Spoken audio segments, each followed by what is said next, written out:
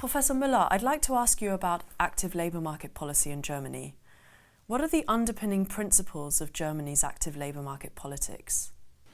In general, active labour market policy plays a big role in Germany, and I think the combination of these labour market instruments together with evaluation research is quite successful.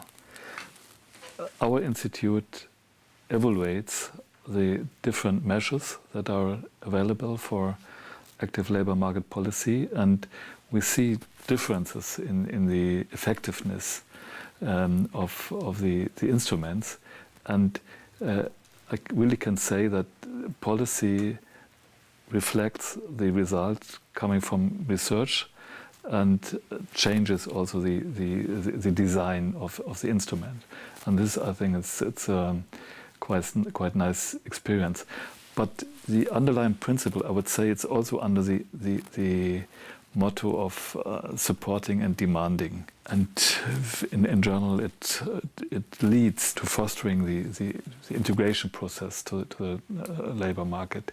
I think a really important point is that the instrument and programs of active labour market policy should be really tailored to the needs of the workers. And just to give you an example how something works or another for another group does not work, is the relatively intensive use of workfare in Germany. Our research shows that for some of the groups, this is really an effective measure.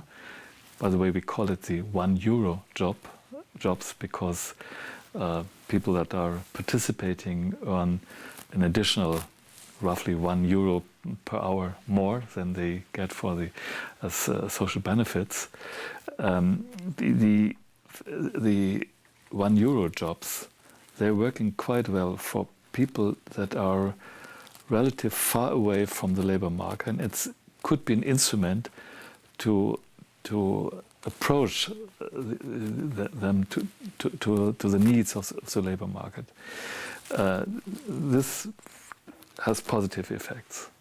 But if you, for example, put some young people relatively close to the labor market in such workfare programs, then the effect is negative. They are not integrated in the, say, normal labor market. They stay in this artificial sector, so to speak, and they are not integrating. And we found it out, and the policy has responded to the research result. And now for young people that are close to the labor market, they are not included anymore in this sort of programs. It has been reduced. Another example is what we called Arbeitsbeschaffungsmaßnahmen, a typical monster word in German, which means opportunity for work, that additional jobs that were created by the government. This was in the after German reunification, was a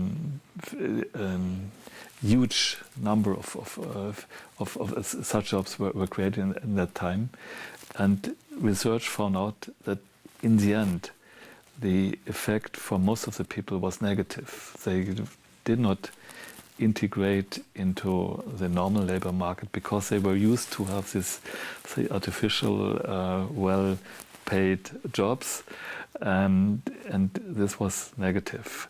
But of course, at that time, it was necessary to respond to the huge increase in unemployment figures at that time. So this was really highly needed to have an instrument that gets people into work. But the long-run effect was tended to be negative. Today we have only few of this sort of jobs, but we see a specific group of people that are really, really hard to integrate into the labor market. If there are health problems, for example, or other forms of mental problems, etc. And so we need, I think, a certain number of these what we call social jobs to include these people, or to give them an opportunity to have a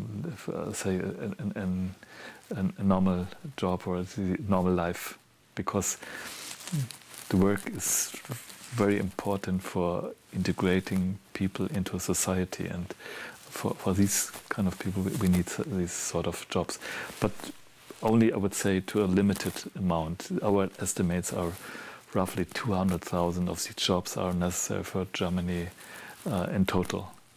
You mentioned these 200,000 extra social labour market jobs.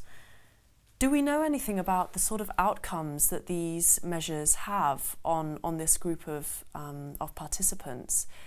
And what is the goal, the underpinning goal behind these measures? Well, the priority of this measure is not to get people into, say, normal employment contracts, because these people, they have their health problems, they have mental diseases, etc., etc. So, and this means that it's not, the chances of getting a normal contract are really, really low. And so the priority in this case is to stabilize people, to give them self-confidence, to get into contact to other people. I think that inclusion in society requires to be a member of a working society, and this is the priority in this sense, and I think that should be taken seriously.